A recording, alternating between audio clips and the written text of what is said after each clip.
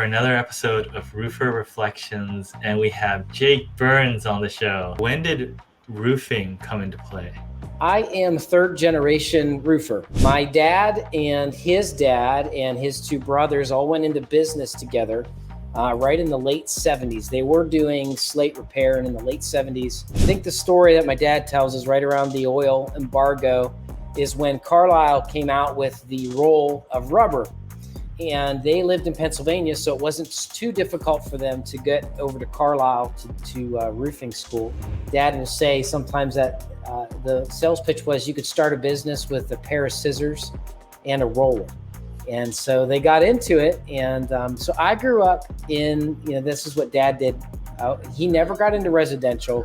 Outside when he first started, they did slate. But once they got into membrane installation, that was what they did. And so I grew up in high school, elementary school, high school. That's what dad was the chief salesman and the president of the company. And so I got to watch him sort of navigate, being a business owner, small business owner. He tried to keep me out of the trade. In fact, I think I remember a couple conversations where he's like, "You're not being a roofer." I think he just didn't want me to just do what he had done. I wanted to make some extra money in between semesters at school. And I had done the whole camp counselor thing, and I wanted to try to make some more money. And so I actually had to convince my dad's business partner at the time, Bill, who was the operations. Bill Juergens is his name. He owns a great company called Momentum Builders out in Western PA. And Bill and my dad were really close, good friends, and Bill was like a second dad to me. And I actually had to convince Bill to let me on the roofing crew.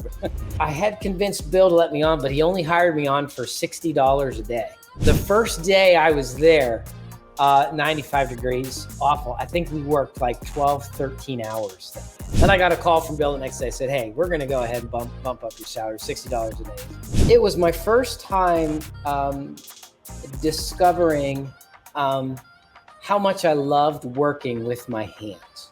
And then you got into coatings.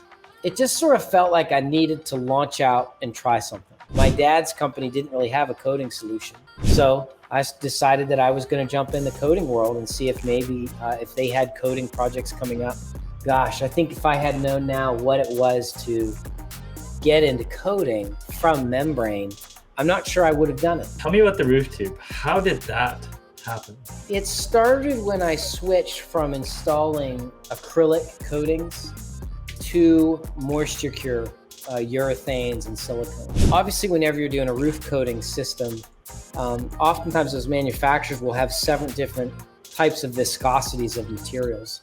Too thick that you can't pump. I mean, it'd be great if you could just pump everything and spray everything, but if you're going to be sealing up like a very vulnerable joint, sometimes you need extra millage, and you need that fabric, or you need that extra product. And at the time, I didn't think I'm going to make a tool that I'm going to sell. At the time, I was just trying to find the fastest way to do something that didn't require me bending over. If you ran into someone that was considering coming into the roofing industry, what would you tell them? I want to find out why.